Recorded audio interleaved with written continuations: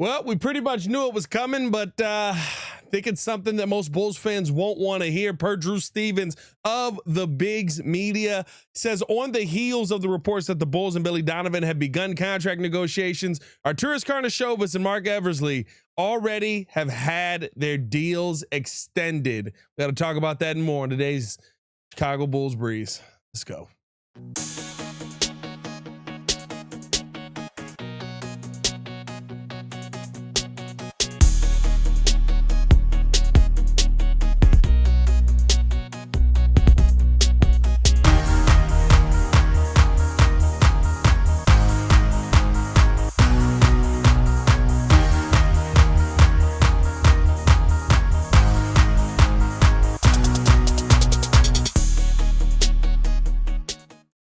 Appreciate y'all for tuning in. As always, hit that like button, subscribe to the page, leave a 5-star review. Y'all know what to do. As we got this breaking news coming across probably about 40 minutes ago from the Bigs Media. And listen, it's one of those things where you knew it was coming, right? I think that maybe there was an expectation that Marc Eversley would be part of a different organization at this point just because of some of the things that happened. But you knew it was coming. You knew that this was going to be something that the Bulls were going to double down on. I'm not surprised by this, but it does beg the question, is there a plan in place that is going to be carried out by this Bulls front office? There hasn't been much of a plan since the Lonzo Ball injury. Seems like the Bulls just kind of resided themselves to saying eventually we'll get Lonzo back and then we'll be right back on track. And that just never happened. The big part of bringing this group back and continuing this road that Bulls fans have been on with Arturas Karnisovas, that has just been nothing but confusion, especially with some of the deals that you haven't made versus some of the ones that you have decided to make. There just doesn't seem to be a clear direction in this front office right now. And I think, to me, if you're sitting here and saying that you feel comfortable with Arturas Karnisovas in place right now, I'm wondering what you've been watching over the past few years. I mean, you've got a team that since he has taken over has had one above 500 season. You've got a team that has consistently been middling. It seems like the Billy Donovan experience is never going to end. And now on top of that, you're keeping around AKME Marc Eversley, which again, you knew that was going to happen for the most part, but I think there has to be some kind of clear direction, and maybe this is the offseason where we do find it. Listen, it does help when you've got a young player in Modest Buzelis who showed you some beautiful play in the second half of the season last year. I think that it does help when you see the play that you saw from Josh Giddey at the end of last season and you feel a little bit more confident that maybe you've got something heading into next season. But I mean, listen, we know how the second half of seasons can go as Bulls fans here, right? Like, we've seen the hot months. We've seen the hot play that all of a sudden gets a guy his job saved or gets a guy extended or keeps the team around. And there is a part of you that feels like that's what we saw in the second half of the season there. There is the part of you that looks at that and says it was all for naught. And now with the 12th pick in the draft, I think more than ever, you are looking at Marc Eversley and Arturas Karnisovas and saying, this is the year where you have to absolutely go out there and get it right, because this is such a deep draft. It's almost impossible for you to miss, but yet there's still this belief that you probably will. Let me know how you guys feel in the comments below, man. Let me know your thoughts on the fact that Arturas Karnisovas and Marc Eversley have been retained and extended here. We don't know, at least as far as I have seen, and I'm still checking on this as well. Again, this came out about 46 minutes ago. We don't know the extent of these deals just yet, but it seems like there was a want after, the Knicks came calling for Billy Donovan to start these conversations back up. And once that interest came from the Knicks, there was a need to lock down Billy Donovan. Well, how do you lock down Billy Donovan? Again, I don't know why we have this need to lock down Billy Donovan, but a need to lock down Billy Donovan. Well, I'm not staying if I don't know that the guys who I'm in charge or who are in charge of everything that we're doing here are leaving. So now you get the Arturas Karnisovas and Marc Eversley extension. Again, the Marc Eversley one you kind of can live with because he can go on and become a president somewhere if this thing finally starts to work. He can go on and become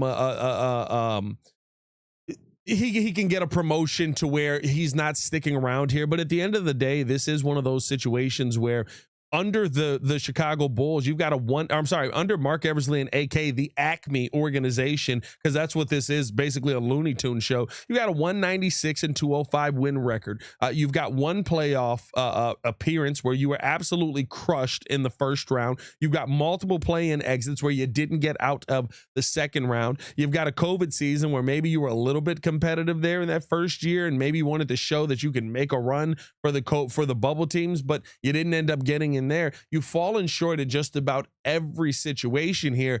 Is this the time where you actually are going to hit the ground running? I think that starts with the draft here. Like I said, talking about that, there's a ton of players that I think you could look at if you're Arturas Karnisovas and Marc Eversley and feel confident in. We heard the report earlier, and I dropped a video on that maybe there's a want to trade up for Ace Bailey if he does get past that third pick for the Philadelphia 76ers. They seem like the attitude of Ace Bailey may be an issue there.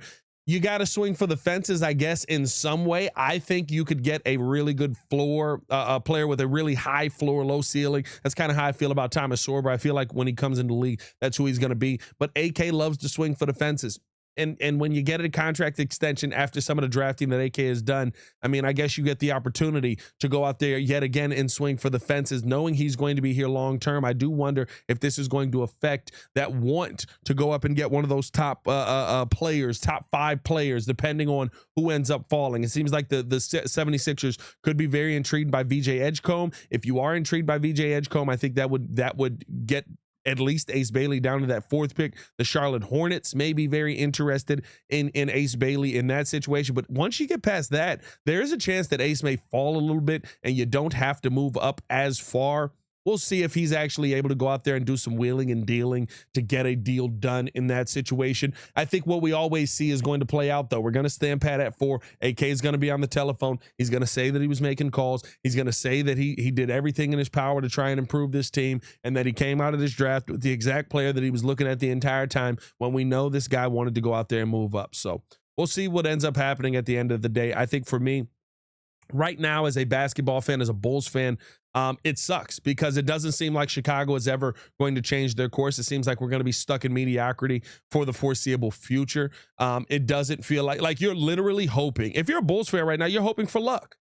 You're hoping that you got lucky with the fact that Modest Buzelis ended up falling to the 11th pick, and that you're going to be able to utilize that, and he's going to improve his game enough to where you come into next season and you're sitting there going, my God, we found ourselves a superstar. You're hoping for luck. And guess what? That's been the AK philosophy this entire time. When he was in Denver, hoping for luck. You end up getting lucky with a 2nd-round pick. Right? Like that's what this is coming down to. And to me, I think that's the part that's the most sad. You're not sitting here going out there and doing elite GMing. You're not going out there and wheeling and dealing. You're signing Lonzo Ball instead of deciding to trade Lonzo Ball. And then after you sign him, you decide you want to trade him before we get to the trade deadline. Now, excuse me, now that he's on a team-friendly deal. Like, there's all these things where it's just like you don't have a clear direction forward, this is where I want to go.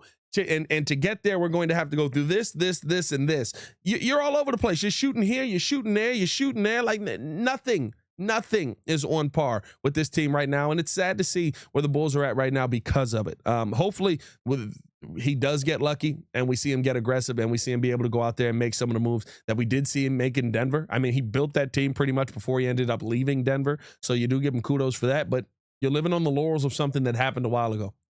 Can you do it here? That's the real question. And we'll see if he's able to get that done. Let me know how you guys feel in the comments below, man. I'll be down to talk with you guys as well. As always, it is your boy, Pat the Designer, back at it again. Appreciate y'all for rocking with the Chicago Bulls breeze, man. If you have not done so, make sure that you hit that subscribe button and you hit that notification bell with all selected so that you can get all notifications for the show. Y'all stay safe out there, Chicago. See you, Red Nation. Stand up. Peace.